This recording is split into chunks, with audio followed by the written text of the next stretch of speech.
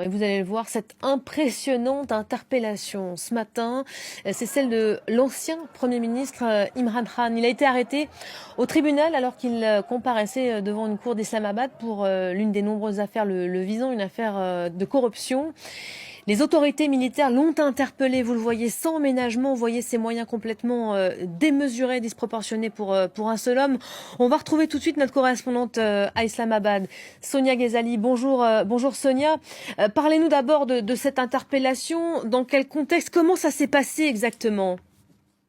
Eh bien, écoutez, Imran Khan a quitté Lahore où il vit ce matin pour venir à Islamabad pour cette comparution à la haute cour de justice d'Islamabad. Et on a donc vu Imran Khan encerclé, empoigné par une horde de rangers qui sont en fait une force paramilitaire casquée en gilet pare-balles, bouclier anti-émeute et bâton à la main, comme vous avez pu le voir sur les images. Imran Khan a été poussé à l'intérieur d'une voiture et depuis, on n'a aucune nouvelle. Personne n'a de nouvelles de l'ex-premier ministre. L'ex-premier ministre qui se trouvait donc cet après-midi à la haute cour de justice d'Islamabad pour comparaître dans le cadre de l'affaire du Trust Al-Qadar. Il est aux prises avec la justice depuis qu'il a été évincé du pouvoir par une motion de censure il y a un an maintenant. L'affaire Al-Qadar est l'une des 85 affaires dans laquelle il est accusé. Il s'agit d'une affaire de conflit d'intérêts. L'ex-premier ministre est accusé d'avoir usé de son pouvoir alors qu'il était premier ministre pour favoriser des associés de ce Trust Al-Qadar dont il est l'un des membres. Et c'est dans le cadre de cette affaire qu'un mandat d'arrêt a été émis à son encontre, semble-t-il, par le Bureau de l'anticorruption, un mandat qui date du 1er mai dernier. Voilà, on savait que l'armée l'avait mise en garde hier soir pour des propos qu'il avait pu tenir et renouveler, notamment ce week-end à Lahore, contre un haut responsable du renseignement, responsable selon lui d'une tentative d'assassinat. Parlez-nous peut-être de ce climat explosif qui règne depuis l'annonce de son interpellation.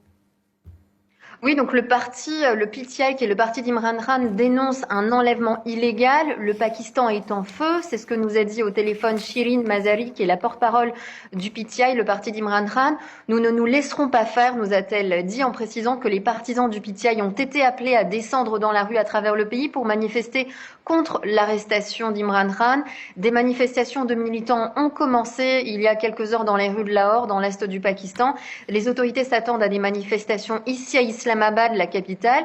Les employés de plusieurs entreprises, d'ONG, d'organisations internationales ont été invités par leur direction à rentrer chez eux pour des raisons de sécurité. Les parents sont allés récupérer leurs enfants à l'école alors qu'il est ici, c'est le milieu de l'après-midi ici à Islamabad. Imran Khan est très populaire. Il organise régulièrement, depuis qu'il a été évincé du pouvoir, des manifestations monstres à travers le pays pour accuser notamment le gouvernement d'être parvenu au pouvoir de façon illégale.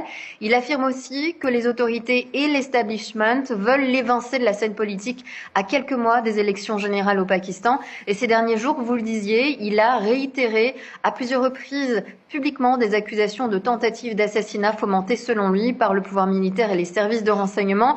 Imran Khan est soutenu massivement dans le pays et c'est la raison pour laquelle certains craignent que le pays ne plonge dans le chaos après son arrestation.